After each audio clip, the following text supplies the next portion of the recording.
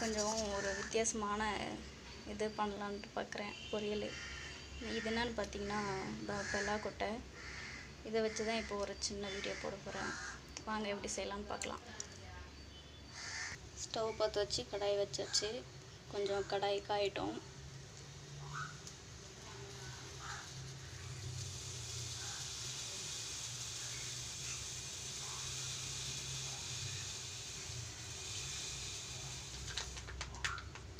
கடாய் காஞ்சிச்சு.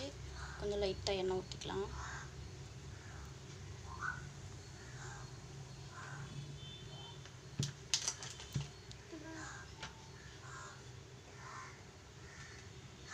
அடுத்தது கடுகு போட்டுக்கலாம். நல்லா எண்ணெய் காஞ்சிச்சு. கடுகு போட்டுக்கலாம்.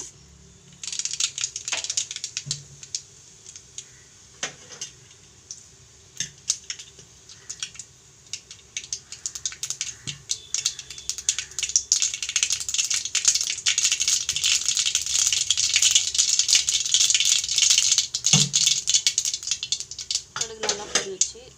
கிள்ளி வச்சு 4 மிளகாய் போட்டுக்கலாம்.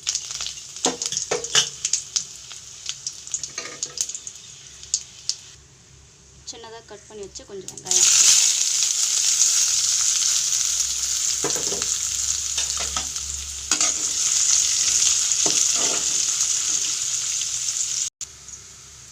அவ்வளோதான். இப்போ அவிச்சு பொடி பொடியாக கட் பண்ணி வச்சுக்கிற பலாக்கொட்டையில் சேர்த்துக்கலாம்.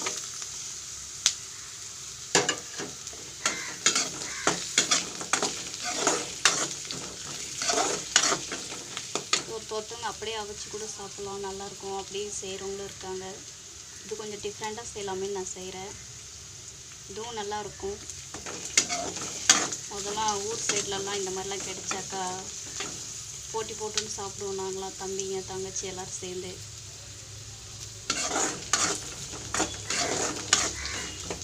அவ்வளோதான். லைட்டாக கொஞ்சம் கலருக்காக மிளகாய் பொடி போட்டுக்கலாம்.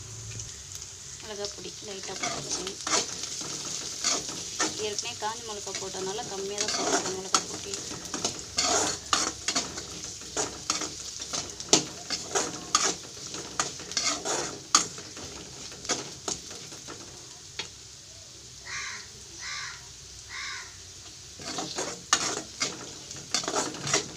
நான் இதில் உப்பு சேர்க்கல, ஏன்னா அதை அவைக்கும் போதே நான் உப்பு போட்டு தான் அவைச்சேன். அதனால் உப்பு சேர்த்தா ரொம்ப இதுவாகிடும், உப்பு அதிகமாகிடும்.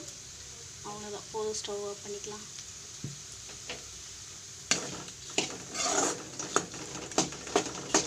இதை இப்போ வேறு ஒரு பவுலில் மாற்றிக்கலாம். அவ்வளோதான், வேறு பவுலில் மாற்றியாச்சு. ரொம்ப கம்மியாக தான் இருந்துச்சு. சரி செஞ்சு பார்க்கலாம் எப்படி இருக்குன்னு பார்த்தேன். இப்போ பாப்பா கொடுத்து டேஸ்ட் பார்க்க சொல்லலாம். ஆமாண்டா, எப்படி இருக்கு?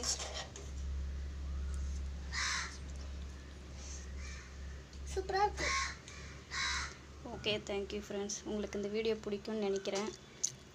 இது அழகாக கஞ்சிக்கு கூழுக்கு கூட வச்சு சாப்பிடலாம். பிடிச்சிருந்தா லைக் பண்ணுங்கள், ஷேர் பண்ணுங்கள், கமெண்ட் பண்ணுங்கள். பாய்.